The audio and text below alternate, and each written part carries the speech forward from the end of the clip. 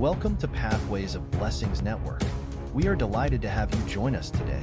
In this video, we present a profound and uplifting message from one of the world's most dedicated, spirit-filled, and powerful ministers. This sermon is designed to inspire your faith, deepen your understanding of God's Word, and encourage your walk with Christ. So, settle in, open your heart, and prepare to be richly blessed by this transformative message.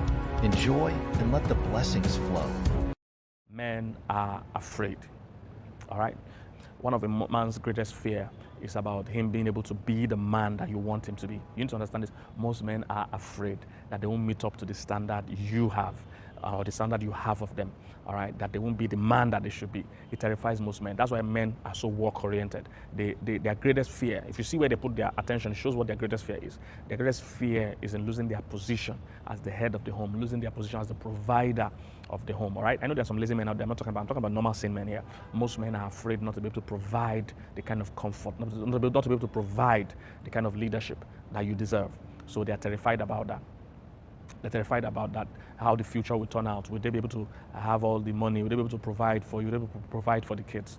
It terrifies them. So you need to, from time to time, let your husband or your man know that you believe in him and that you are content with how things are and that you believe things will get better, because he's afraid. He's afraid to share this with you. He's afraid to open up with you. All right? He wants to always be admired by you. So he's afraid to share his fears and weaknesses with you. You have to create an atmosphere where he can tell you that he's scared. He can tell you he's worried. And you can pray with him, or you can believe in him and encourage him.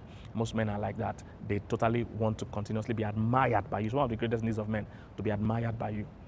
So that's why they don't like to show you weakness. They don't like to show you any failures or flaws, because they want you to keep looking at them. You see, at the end of the day, it's your admiration that they want the most. They want to continue to impress you. All right? They don't mind other people not being impressed, but you that they are married to, you are the one person that they need to be impressed. And you need to know that. So learn to, help their ego, help their strength, help their confidence by believing in that man. Even when he's not doing well, it's important you believe in him. It will help him do well. Instead of talking down at him, instead speak up to him. He will rise up, his confidence will grow, and he will be better. All right, next point. This will be number 6. What men wish they could tell you. Men need space, because we are not the same as you.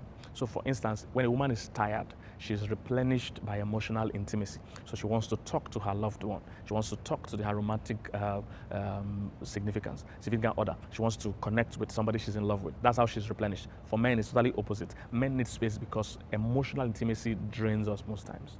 All right, we get replenished by space. That's what happens. Sometimes when we are facing stress or tired or dealing with difficult situations, we need space to process, to think. Thinking is a deeper process for us. It's unlike women. Women can think on their feet. Women are talking and thinking at the same time. Talking, doing, and thinking at the same time. We are not like that. When we are thinking, we're not talking. When we are talking, we're not thinking. So, because our engine is a bit different from yours. All right? You guys are sophisticated digital.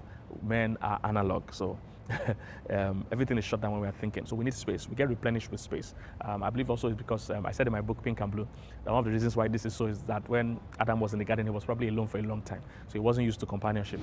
Eve, from the first day Eve came, Eve had somebody to talk to. So Eve was used to companionship. Adam was used to being alone, chewing grass in the bush. So men need space. Men replenish by space. So for once in a while, it's okay to give him space. Once in a while, it's okay for him not to call you every day or for him not to call you every minute. He needs the space. My wife has mastered that. There are times she comes to the room and she just knows that I'm in one of those modes. I'm thinking of something or I'm processing something, and she just gives me space. Sometimes she even takes the kids out of the room, because my kids are always in my room. She'll take them out of the room, say, Daddy wants to pray, or Daddy wants to study, or Daddy wants just to rest. She'll take them somewhere else and hang out with them. She just gives me space. She understands that it helps me refuel. All right? That's how men are. Men need space. So as a woman, it's okay to let him have his space. It's okay to sometimes let him even go out with his guys. All right? He can't be replenished by being with you all the time. All right? It's very different from you as a woman. A woman can be with a woman. When a woman is really in love, she cuts off all her friends and she wants to stay with her man all the time.